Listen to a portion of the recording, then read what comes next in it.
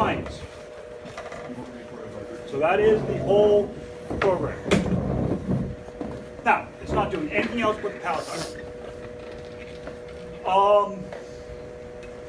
The downside to using the palletizing macro and functionality and wizard in this is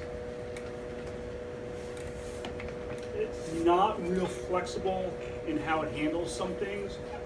And so you're almost better off doing the palletizing first and then adding everything else in afterwards. You can stuff this into the middle of a program. Sometimes it does weird shit and it doesn't do it where you want it to. The way you get to this is if you create a new program.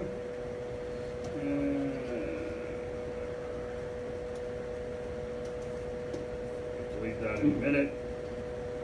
Under instructions, palletizing, pick the one you're trying to do, and follow the instructions pretty much. So we're just going to play with B. This is just a descriptor for it. You pick type palletizing, you have different choices. It's either palletize or depalletize. How do you want to increment it? Are you going to increment one step at a time? Every other step? What do you want to do? You can tell it what pallet register to use. We only have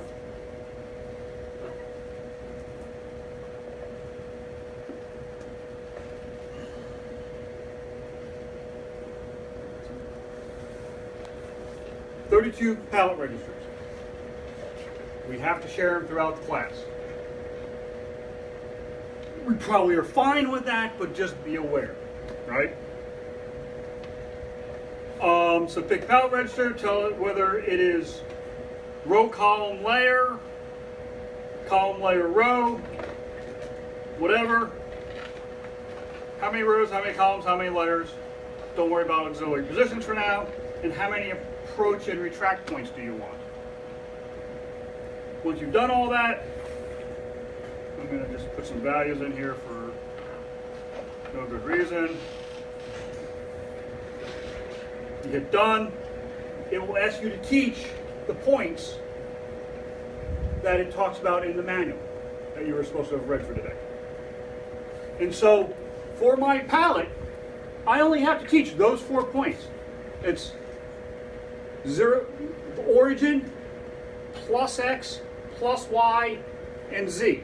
Top, and it's the maximum ones. Now, remember, if I've got spaces between stuff, these points that you're teaching are basically the centroid of whatever you're picking up. The center of that part at the top where you're going to grab it is where you're teaching. And so if I want them close together, then I better teach those points. I better pre-stack everything and teach those points where I can grab the different parts.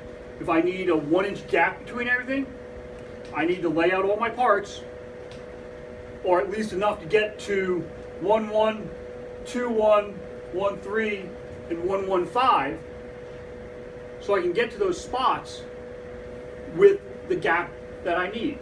Does that make sense? Once I've taught all those points,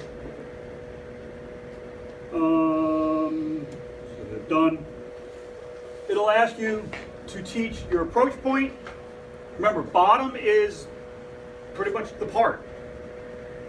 And retract point. Once you've taught those, it dumps those lines of code into your program wherever you were, and you're good to go. Now, this will only cycle once. Built into the palletizing and